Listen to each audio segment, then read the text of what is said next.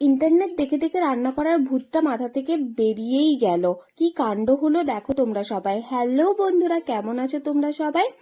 আজকে আমি যে রান্নাটা করেছি সেটা যদি আমি বাড়ি মার কাছে থেকে করতাম তাহলে আমার পিঠে বাড়ি পড়তো আর কপালে অত্যন্ত দুর্ভোগ ছিল। চিংড়ি মাছের বড়া আমি বানাতে ভালোই পারি।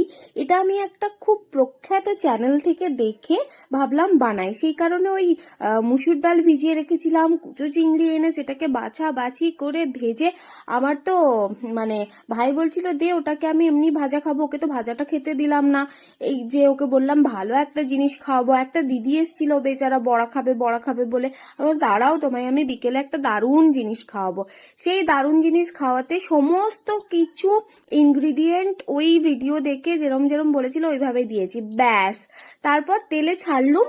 আর এই যে আমার বড়া, এটা বড়া না হালুয়া, মানে কি যে বলবো। সবাই মিলে এত হাসাহাসি করছিল। নিহাত আমার বরমশাই ভীষণ ভালো, সেই কারণে আমাকে কিছু বলেনি, সবকিছু নষ্ট হয়েছে। যাই হোক, তোমাদের সাথে যদি এরকম কিছু এক্সপিরিয়েন্স হয়ে থাকে আমাকে জানিও।